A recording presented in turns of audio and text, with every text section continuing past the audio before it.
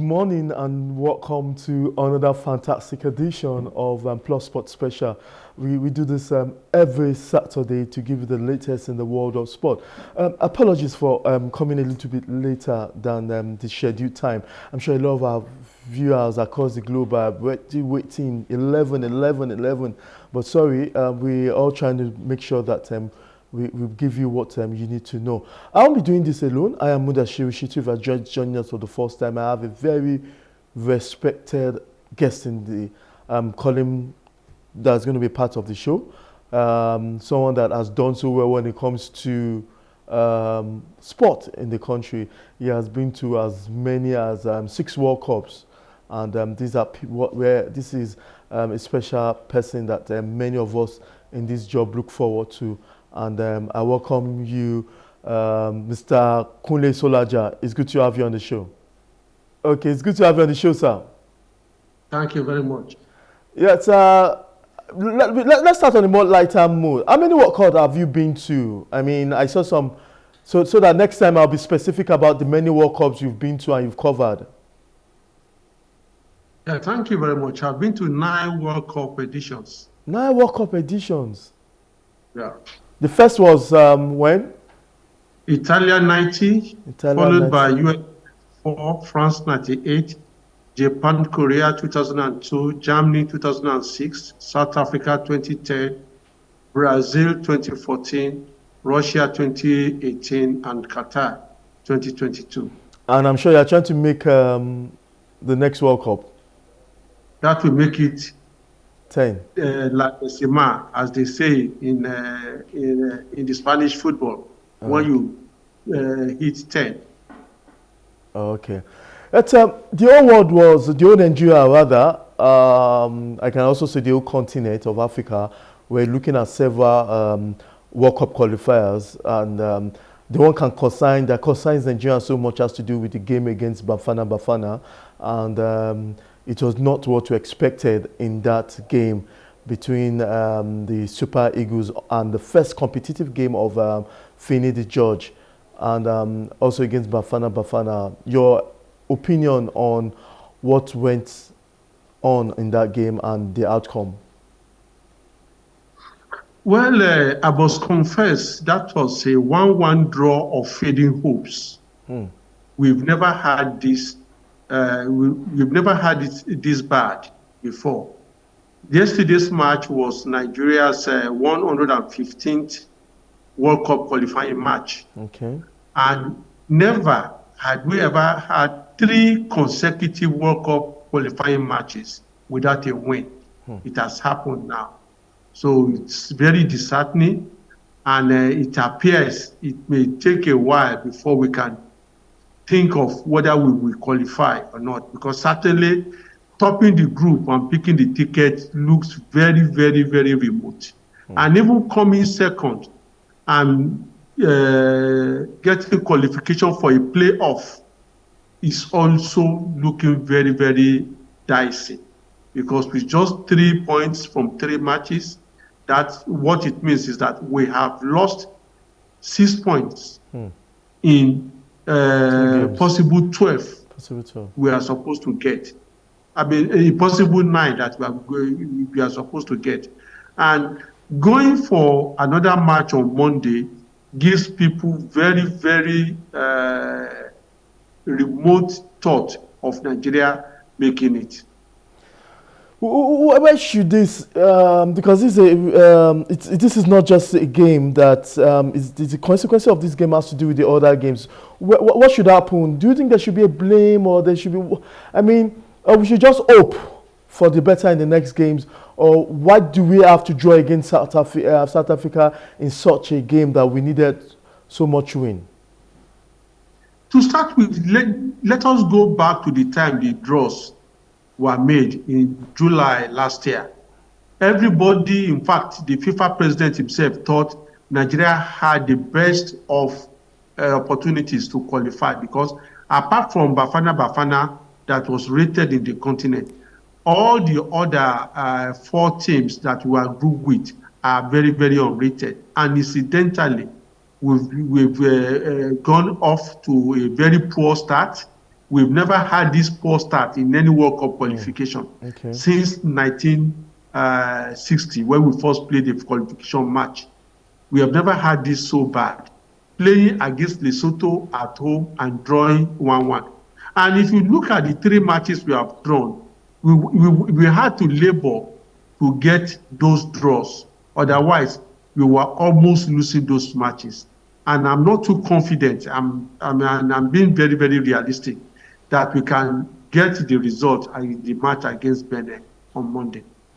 So if you get that win, and there's also a talking point after that game, and the talking point is several talking points, but what really comes to why do we have a Boniface on the bench and we have Onuachu after what Boniface Victor has done in his club and several other threats he has made during the club and even in the Europa.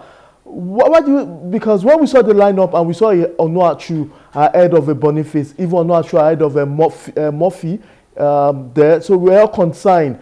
Why is that a suitable squad for such a game that we played yesterday? The moment I even saw the lineup, I was disappointed. And I'm being very, very realistic. I'm a patriot, but we have a coach who has not gotten what I think will take us to the World Cup. And that, I'm being realistic. Finidi George is a fine gentleman, but it's one thing to be a fine gentleman. It's another thing to be focused and have the ammunition to prosecute whatever you have in mind to do. I start judging him from the last friendly match they played against Mali, when we were throughout the match on defensive. When we needed to go and score, we kept defending, and we prosecuted that match by making only 2 changes when we were the one looking for score. And traditionally, even before the advent of COVID-19, when there was this liberalization in a number of substitutes you can do. In a friendly match, you can use up to 6 substitutes. But in that match, when we were laboring to even equalize, we just made 2 substitutions. Then you look at yesterday's match. I wonder why Boniface should be on the bench. And Onuachu is not a good starter. And he has the frame of somebody who can struggle for the ball and probably knock the ball in. But throughout the match yesterday, until he was substituted, he was clearly anonymous on the pitch. And I was wondering what was running in the mind of the coach to have kept him for that length of time in a match that was crucial. Before yesterday's match, we were thinking that if we're able to get back-to-back win, we can get our World Cup qualification back on course. But we discovered that yesterday we still need to even, we were even praying for a draw because the match was almost going the other way against us. And it is now advantage South Africa. Zimbabwe are playing their home matches in South Africa. Lesotho are playing their home matches in South Africa. That means we have 3 matches, 3 World Cup qualifying matches to play in South Africa. And since we are the one that are seen as their passive threat, they will do everything to frustrate us.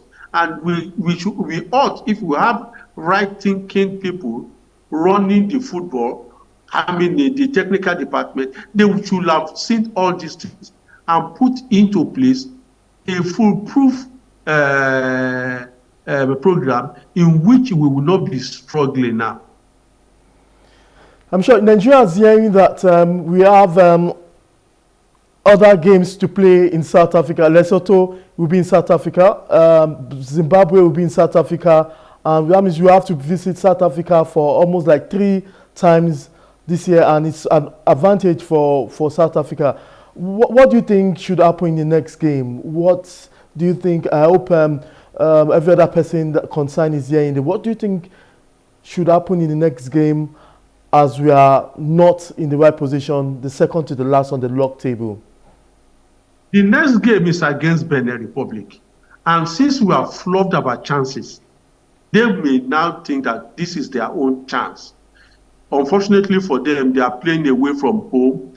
So they are playing in Abidjan, which is like a neutral ground for all. But you ask yourself, a strong Nigerian team that is unable to beat Lesotho in Nigeria, a strong Nigerian team that is unable to beat South Africa in Nigeria, it is doubtful if they will be able to perform wonders, except some tweaking is made to ensure that, okay, because the Benin Republic now, their spirit will be high.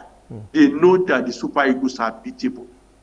Because if they cannot win on their home soil, then it becomes a 50-50 game. And if they should score before us, like all the other 3 teams have done, they know that we will have to struggle to the end of that match. I think, and it's a bit unfortunate, but we need to be fair to Finidi George. The last 2 games, he wasn't in charge, though he was, I think, an assistant in all those games.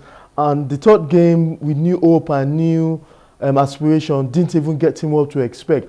And I don't think it's fair enough to think it's a Finidi George issue.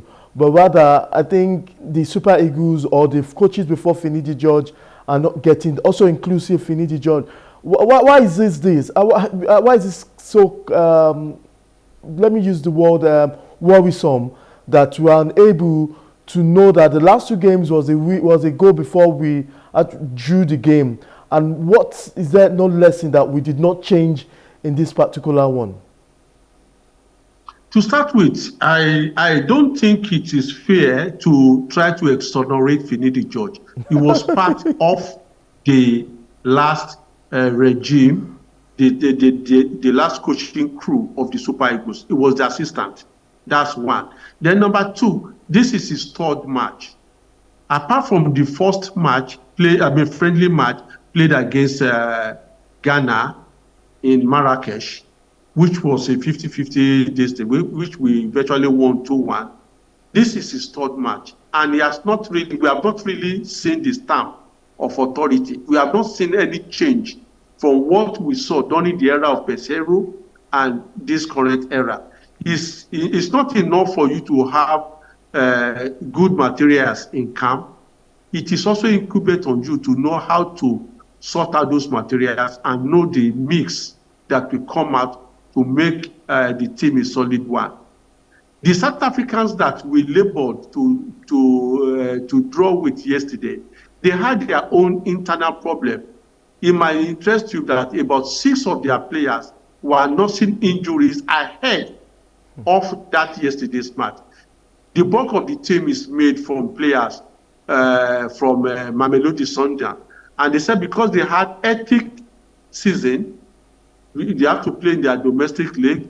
They played in the African Football League. They played in the CAF Champions League, and they also played the National Cup in South Africa. So they had a hectic season, yet they were still able to raise a team among those injuries. It's just like you say, Super Eagles facing largely a club in South Africa. So, and that is exactly what happened yesterday. So it's like a woman going to the market. You got all the condiments for a good soup, but you need to also understand the mix that will make that soup a delicious one. That is where Finidi George and the other members of the technical crew are failing. How would you have left Boniface on the bench? Okay, with the impact he made in his Bundesliga team. So you wonder. So it's like you just blindly handpick players, 11 players, get to the field. You saw yesterday that we were not in control of the midfield. In most loose balls were gained by the South Africans. And the few instances that they venture off front, because their coach said they came for a draw. The few instances that they moved off front, they were more potent in the attack than we did. Okay. So let's now look at a situation that the last time the team, that South Africa, came to Nigeria, probably that will be the last time. But I remember the last game in Uyo, South Africa in Uyo, that we lost even to South Africa. I think that was our first loss to South Africa. I was at the stadium that day, and then Daniel Ekpayi was between In the goal. stick, yeah, in goal. Don't you think South Africa is now a country to reckon with in football? Because there was no Finidi George then. There was no who was before Finidi George. What the last coach before Finidi George? Don't you think South Africa has become a team to reckon with? That we should not always think that when we play South Africa, we should win, because South Africa has shown, even at the Nations Cup, we saw what they did at the Nations. We almost lost, if not because of the penalty shootout. And I think it's high time for Nigerians to start classifying South Africa. It's with teams like Egypt, Senegal, when we are facing each other. To start with, South Africa is never rated lowly in the continent. Okay. If you know the impact they have in the CAF inter-clubs competition, if you know the fact that they were semi-finalists in the last AFCON and eventually placing third, if you also take into consideration that before then, the last time they featured, they were the one that knocked out Egypt, the host country, in the AFCON. And you also know that they are also former AFCON champion. So they have all the necessary ingredients to really classify them as one of the powers of football in Africa. They've been to the World Cup. Okay. They qualified for the World Cup in 2002, and at the same time, they also qualified for the World Cup as host. So in every whatever parameter you are using, South Africa is never a mean team that you can watch aside. Is this not knowledge, sir? Is this knowledge not okay for us to know that this is a fair result, since we know that South Africa is also a powerhouse in the continent of Africa? Why do you think then we should not think that this draw and whatever Finidi George has done is fair enough, since we are not playing with a minor when it comes to football, rather than we are expecting, especially all our fans, that we must win at all costs? Well, first and foremost, let us look at the antecedents. Uyo, we've never beaten South Africa in Uyo, and South Africa has never failed to score in Uyo, and South Africa had beaten us in Uyo. So the Uyo Stadium is like another home ground for South Africa. Then coming into yesterday's match, you also know that we were under pressure to get result, to win. We were under pressure because we have never won any single match since the series started. And if we continue drawing all our matches, we are just drawing ourselves not only out of contention as the group, as a possible group leader. We also, it may be impossible for us to even get a second position and be ranked among the best 4 teams that play second to now go into a long playoff competition. Because among those 4, when they play against one another, one team will emerge. Yes. And that team will still now go for another intercontinental playoff. So from the look of things, it's looked a mirage for us to qualify for the World Cup, except something drastic happened. There are still 7 matches for us to play, meaning we have 21 obtainable points still at stake. And it is doubtful, but though not impossible, for them to win the remaining 7 matches. But they have a mountain to climb. Yes, you said it all. Now we're already bringing out our calculators to start experimenting and do some algebra to see how we can qualify. What advice will you give to Finidi George and to all Nigerians, because the tempo is high right now as regards to the match we are playing against Benin? What do you think we should expect in that match, and what do you think Finidi George should do to get a very good result in that match? Well, it's like playing chess, a chess game. When you are playing chess, while you are thinking about your own moves, you are also thinking of possible moves by your opponent. One, with the result that Benin got in their in their match against Rwanda, the initial group leader, and the fact that we also lost our chances again at home, like we did against Lesotho. They know that, oh, if Lesotho can, if South Africa can, if Zimbabwe can, they too can. And don't also forget that they have a coach who probably knows the Super Eagles inside out. Gernot Roy is the coach of Benin. So he probably knows the strengths and weaknesses of some of our players, those who played under him. So that information they already have to themselves.